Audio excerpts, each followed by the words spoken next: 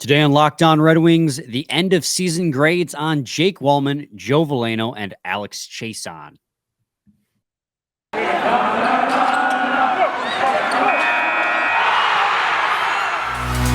You're Locked On Red Wings, your daily podcast on the Detroit Red Wings, part of the Locked On Podcast Network, your team every day.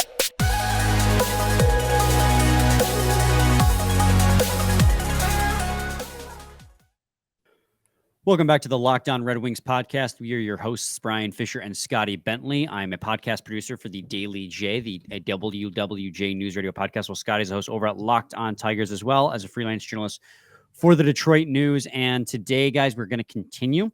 It's going to be a trend now here for probably at least another week, I would imagine. The player grade series that we are doing. We'll have some other stuff sprinkled in now. We'll have some other stuff sprinkled in for sure, just to break up the monotony. Definitely majority this for the next week or so.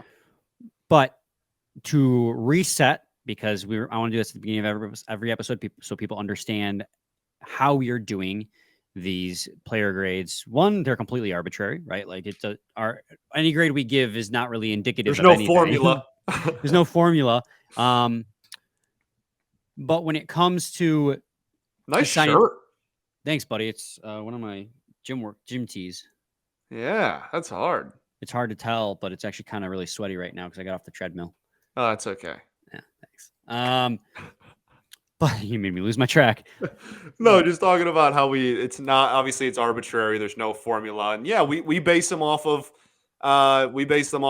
our expectations of the player. So a letter grade according to what we as individuals expected from the player this season. And that's where, so not all, like Brian's example yesterday, not all A's are the same. A Dylan Larkin A is not the same as some other players A, given that they had 60 less points or whatever, you know what I mean? Mm-hmm. Like it's all just based on what was expected of them and how much they either exceeded or fell under those expectations. Well, then I also feel it's important to add that if we give a player a C, because there's this weird thing in American culture where, like, if you get a C, it's almost looked down upon as like a bad grade, where in reality, C is like equals adequate, average. Yeah, C would be like around like what we expected out of them. Yeah, They produced about what we expected them to produce. No, didn't blow us out of the water. Didn't do a lot worse. Like did kind of what we expected. So, like for example, yesterday we gave Kubalik a B, and we gave Kubalik a B because he scored 45 points this season. But his production fell off in the last 56 games. Over half those points came in the first 25. So we gave him a B because he exceeded expectations, but the consistency wasn't there. Right. So with all that being said, we've laid it on the table. It's arbitrary. It's based on our expectations, and B's and above are like exceeding expectations for us. Let's get into our first player here, and the most exciting player probably of this episode going to be Jake Walman, Scotty. Now, Jake Walman this season, in the end, his point totals, 18 points in 63 games played, 9 goals, 9 assists.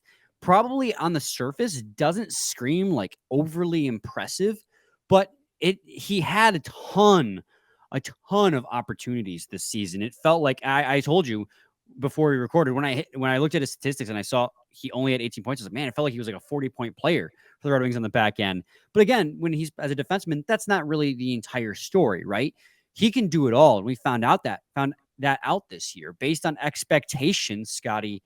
I mean, we were thinking he might be a good, at best, like middle pair defenseman. And he rose to be a bona fide top pair defenseman because he has strong offensive senses, hockey IQ, speed, stick handling. He's got a complete game from the back end.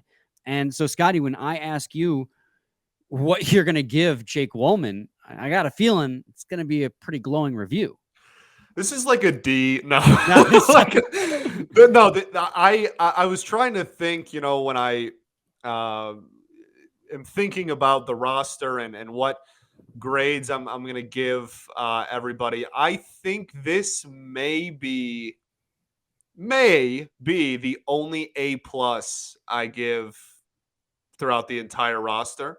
But it is he is definitely going to get an A+ for me. I don't think that this is really debatable either. Like I think that everybody is kind of around like an A at worst. Like you have to remember the expectations for Walman going into the year were like, oh, he'll play out his contract. Hopefully, he can provide some solid defense.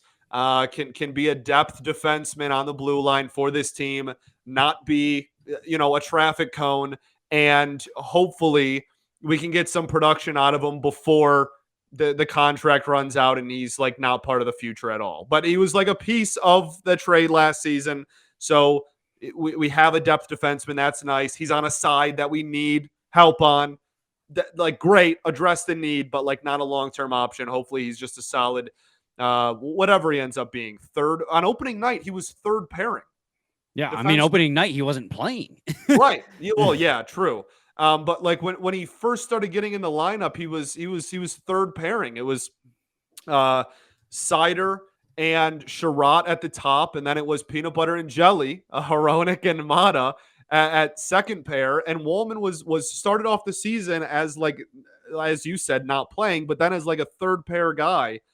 And by what did it take till January? Like they moved him up to be pairing mates with Moritz Seider, and he absolutely then just exploded onto the scene and was phenomenal. So like, I don't even think it took. I think he is.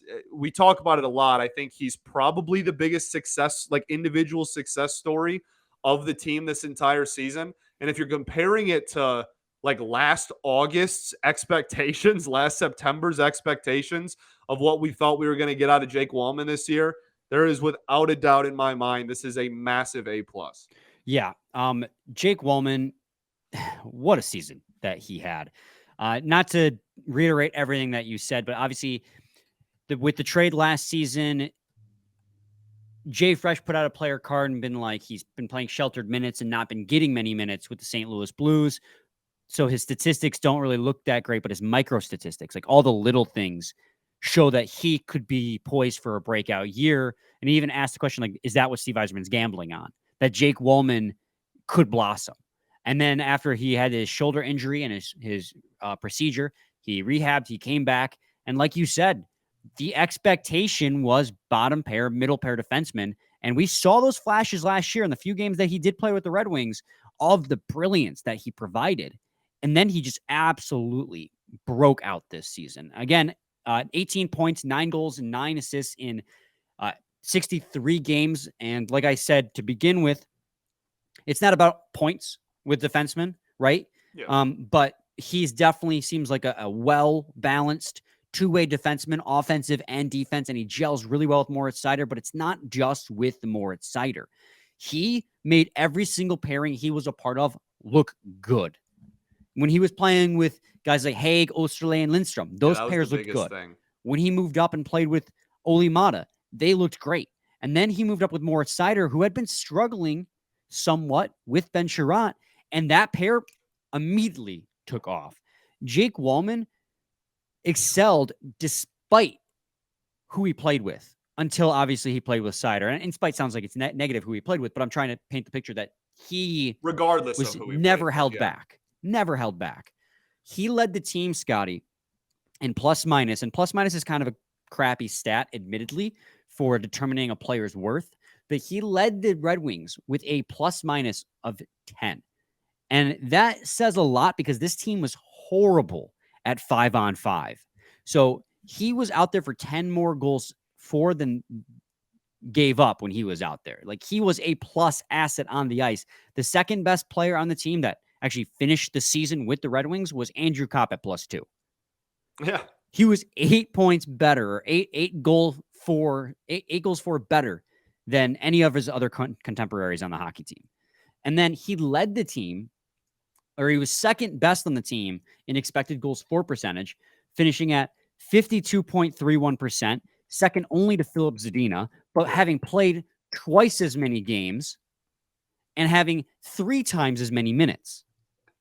So, like, we talked yesterday about Philip Zadina leading the team in expected goals for percentage and Corsi for percentage, taking into account that 30 games is a smaller sample size.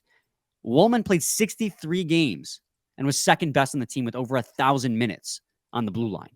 And he still had over a 50% expected goals for percentage. When he was on the ice, the team possessed the puck and scored more goals than they gave up. Jake Walman is a bona fide asset to this team. Yeah, and that's a A hockey plus. team that, again, like did not have a fantastic, like, this was not a playoff team. Yeah, and these are all 5-on-5 stats, which this team was like 28th in the league on. Right. Like the That's insane to think that, like, if this was Chell and you could turn stamina off, Newsy would put him on the ice for 60 minutes. just Like, everything. that's basically what like the implication of that is. And I think the biggest thing, honestly, for me with Walman is something that you brought up earlier, which was he will excel no matter who you put him next to for the foreseeable future. Like, that is huge, because if Edvinsson does, explode and turn into this like great defenseman, and you either want to put him with Seider or you want to separate them and you want to have it as like a 1-2 punch thing, it doesn't matter. Walman's going to be really good wherever he falls on, I guess what I'm trying to say is, if your defense gets a lot better and you start bringing in more players, he can fit well with everybody. He can fit well across with anybody you bring in. And if you don't and you need him to be a top pairing defenseman, he can be that too. Yeah, he absolutely earned his extension. He's such a well-balanced two-way defenseman. He has an offensive edge to him. He's got great vision, great hockey IQ, good handles, incredible speed. On the defensive end, he's really good at zone entry denials, pinching guys off along the boards, just keeping the crease clear. Like, there's very little to complain about when it comes to Jake Walman. And then again, I just bring up the fact, and the biggest sticking point for me is this is a team that was like 27th, 28th in the league at 5-on-5 analytics, yet he alone was over 50% in every major category, especially relative. Yeah. And his plus minus was plus 11, which again is a 5-on-5 statistic. So it's like, when you have a guy who is excelling at 5-on-5 on a team that sucks at 5-on-5, you hold on to that guy. Yes. So, and they signed him to a 3-year extension. So Jake Walman, A+. We're excited to see what he can do with Moritz Seider next season. Absolutely. When we come back, Scotty, we're going to move on to our second player, being Joe Veleno in this episode. But first, I got to talk to everybody today about Built Bar. Looking for a delicious snack, but don't want all the sugar and calories? Then you need the best tasting protein bar ever. Built. You got to try it. If you're like me and you want to make healthier snack choices, but don't want to compromise on the taste, then we've got just the thing for you. Built Bars and Built Puffs. Built Bars are healthy and taste amazing. Seriously, they taste so amazing. You won't think they're good. They're good for you, but they are. You got to try this. What makes Built Bars so good? Well, for starters, they are covered in 100% real dark chocolate. That's right, real chocolate. And they come in unbelievable flavors like churro, peanut butter, and cookies and cream. I'm not sure how Built does it, but these bars taste like a candy bar while maintaining amazing macros. And what's even better is they are healthy. Only 130 calories, 4 grams of sugar, and a whopping 17 grams of protein. And now you don't need to wait to get a box. For years, we've been talking about ordering Built Bars at Built.com, but now you can get them at your local Walmart and Sam's Club while you can still get your specialty flavors at Built.com. That's right. Head to your favorite Walmart today or Sam's Club. Head to the pharmacy section and pick up that 4-bar box or that 13-bar box. You'll thank us later.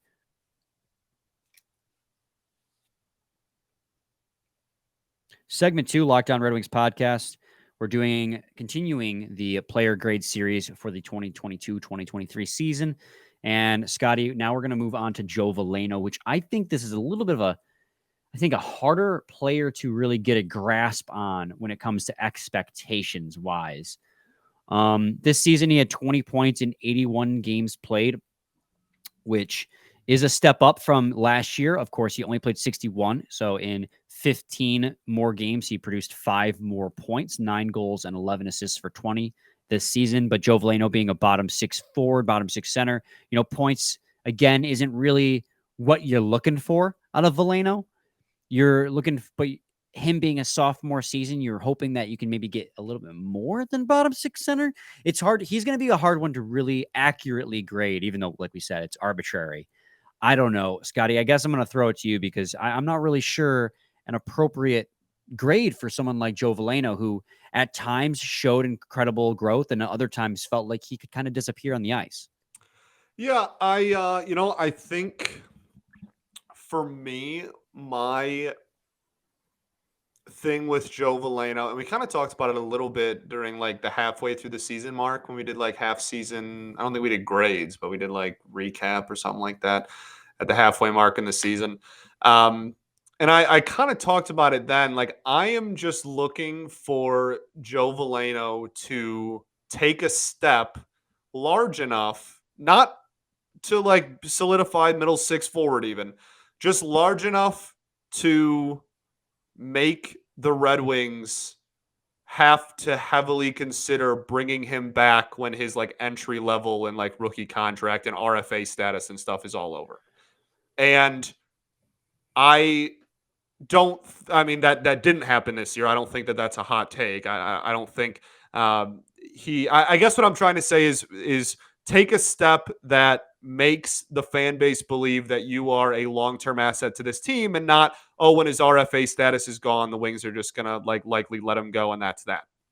Which there's plenty of valuable pieces that do that in their career trajectory. Like, I'm not saying that he won't still provide potentially some value down there in the fourth line, most likely. But I didn't see that this year. And when going into the year and talking about what what kind of step I wanted to see him take, I don't really think we saw much of a step at all. I'm gonna go with like a C minus. Like, it wasn't some train wreck of a season. It wasn't like he was awful. He didn't play himself out of the lineup.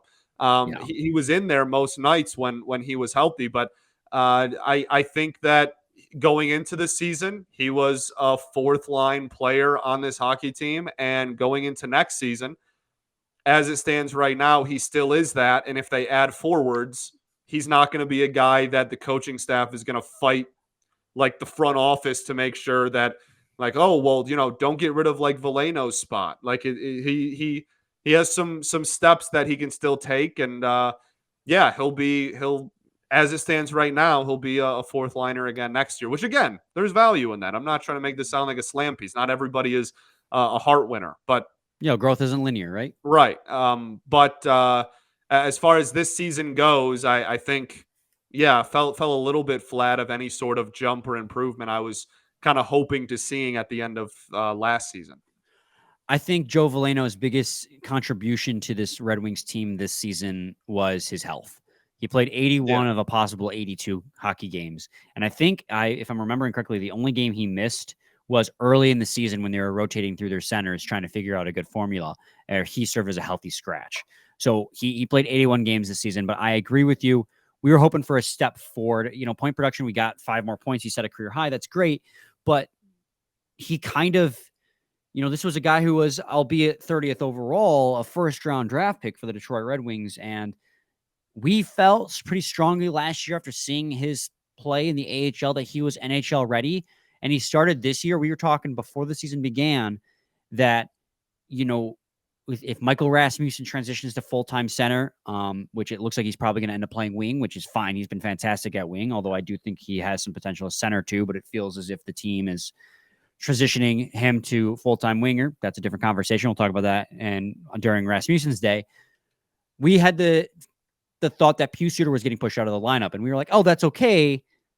He's a UFA at the end of the season anyways, but it felt as if by the end of the season, had other injuries not occurred, Joe Veleno might have been pushed out of the lineup in favor of guys like Suter, who really stepped their game up. Mm-hmm. And if it weren't for injuries, I don't know if he would have finished the team with the Red Wings because of the fact that at times he was invisible on the ice. Let's face it. And Andrew Kopp, I agree with what Kopp said during the post-season media availability, that he has a ton of potential and that he probably, like Joe Veleno is one of his closest friends on the team because he's been trying to mentor him. And I think Joe Veleno has a ton of potential because we see flashes of it. He's got speed, surprising speed sometimes. He's got good hands. I think he can drive plays, but it's just consistently doing it at an NHL level. But to finish the season, strongly, below 50%, 45% at expected goals for percentage, and I think 44%, something like that, at the Corsi against the 4 percentage. opponent's third or fourth line as well. Yeah. For most of that. That's not where you want to see a guy who you're hoping takes a step forward. You hope a guy that you want to see us take a step forward is going to excel against those lines. And so I agree with you. C-. It's not trying to say he's like had an awful season, but it was a little bit disappointing, a little bit underneath the expectations we were hoping. And again, if C is like it met expectations, and C- is like perfect for just barely under expectations. I think C- is a good grade for Joe Veleno. All right. We'll go to segment 3 here, and we'll talk about. Sorry, I was writing it down. Talk about Alex Chiasson. But first, I got to talk to you guys today about eBay Motors. For a championship team, it's all about making sure every player is a perfect fit. It's the same when it comes to your vehicle. Every part needs to fit just right. So the next time you need parts and accessories, head to eBay Motors. With eBay Guaranteed Fit, you can be sure every part you need fits right. The first time around, you add your ride to My Garage and look for the green check to know that part will fit, or your money back. Because just like in sports, confident is the name of the game. And when you shop on eBay Motors, you're going to have that confidence. And with over 122 million parts to choose from, you'll be back in the game in no time. After all, it's easy to bring home a win when the right parts are guaranteed. Get the right parts, the right fit, and the right prices on ebaymotors.com. Let's ride. Eligible items only. Exclusions apply. Segment 3, Locked On Red Wings podcast. I almost hit the end recording button instead of making the thing go away. That would have been disastrous. That would have been awesome. We're going to move on now to talk about Alex Chiasson. And when talking about Alex Chiasson, we're talking about, first of all, our eligibility, right? I mean, it's 20 games played, has to have finished the season on the Red Wings roster, like isn't sent back down to Grand Rapids. Like that's how we're going to grade these players. There's going to be a couple exceptions, I'm sure, because nothing is ever like 100% black and white. But Alex Chiasson played 20 games and finished his season with the Detroit Red Wings. And for a guy who didn't even have an NHL contract until after the trade deadline, when you talk about expectations, I think it's fair to say, at least in one department, Alex Chiasson exceeded those expectations. At 5-on-5, he was still, he didn't get a chance to play 5-on-5. He's playing like 5 minutes, 5-on-5 a night. Yeah.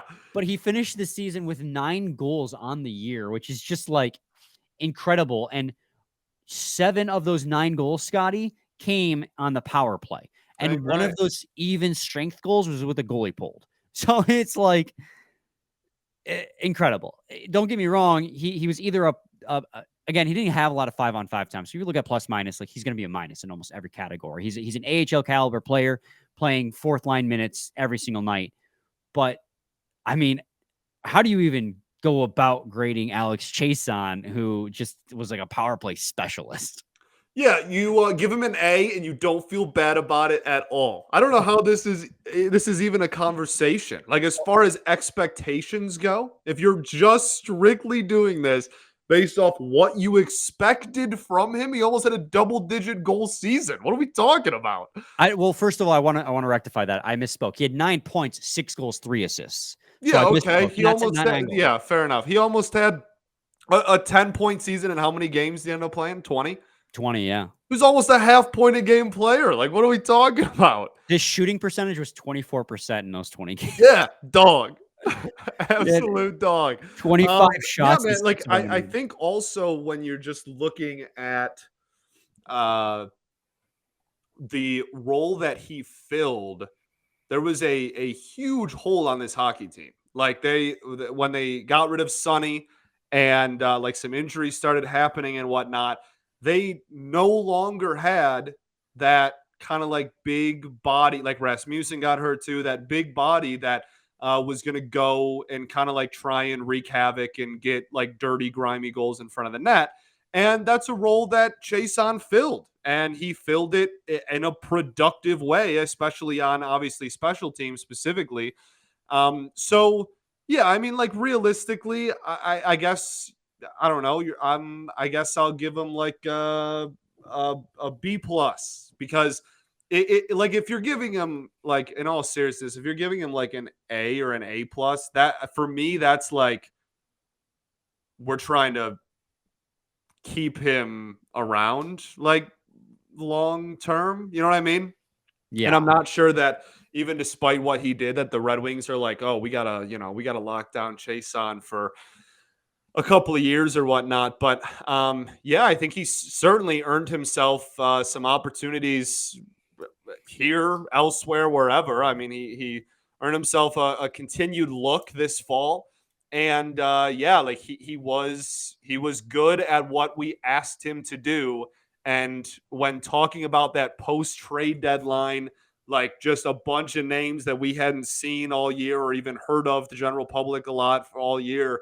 I mean, he certainly exceeded a lot of expectations. It really, yeah, I think I don't know, that like B plus, maybe A minus at best range, but I feel pretty good about a B plus. Yeah, I get where you're coming from with that. It's hard for me to give him a B plus. I don't know. Like it just feels I don't want at risk of sounding hypocritical. I know because we talked about how all A's aren't created equal, right? And A for Alex Chiasson, it just feels because at 5-on-5 in 20 games played on the fourth line, he was the second worst player sorry, not the second worst. He was the 22nd worst player who played more the winged wheel this season at expected goals for percentage, 43%, 44% Corsi 4. So like at 5-on-5, he wasn't really I mean, he wasn't a much of difference anything. maker for sure. Like But like that's the my point. expectation was like he's a filler, right? So I guess he kind of served that purpose, but where he shined was his positioning on the power play. He just got down right in front of the net and buried him home. I don't know, man. It's really tough for me to want to like giving him an A just feels like way too much of a knee-jerk reaction for me. I mean, But I he's didn't. definitely Yeah. more than a C because we had zero expectation for him. Like we thought this was like desperation, injuries, and trade deadline. We needed guys. And Yeah. he scored 6 goals in 20 games for the Red Wings and put up half a point per game. And so, I mean, I think B. I think a B is solid. He Yeah. exceeded expectations for sure. I gave him a B plus. So yeah, we're like right there. So it's just like he was really exciting. We joked a lot about how this man hates 5-on-5 hockey because he would only ever score on the power play. But like also at the same time, like he at 5-on-5, he was exactly what you were expecting. He just exceeded expectations. You didn't think he'd become some kind of power play guru for the Red Wings, but he did. So I think B is fair. You go in B plus or B A minus? plus, yeah. B plus. So all right, that's a you can tell I'm a little flustered because when I'm flustered, I start to like him and haw and stutter a little bit. He's a tough one, man. I want to do right by him. He I deserves to mean, get yeah, good. like yeah, B plus B, like that's good. That's exceeding expectations. That's productive. You know what stinks? And like you have to do these hard cutoffs at some point, right? Like you and we'll make exceptions, but like Matt Luff played just 19 games with the Red Wings. Like he Yeah. probably like he just missed the cutoff to get graded. Dog, by the way. Yeah, he got that dog in him. All right, Scotty. So just to recap, we both gave Walman an A plus. We both gave Veleno a C minus. I gave Chiasson a B, and you gave Chiasson a B plus based on expectations. Not trying to say he's just a step below Dylan Larkin's A, but right. he exceeded his expectations of being a guy who signed a pro contract with like a month left in the season. So, Correct. any final thoughts? We ball. We do ball. We'll be back with a new episode tomorrow, the Friday episode of Lockdown Red Wings. So stay tuned. Same time, same place. It's your team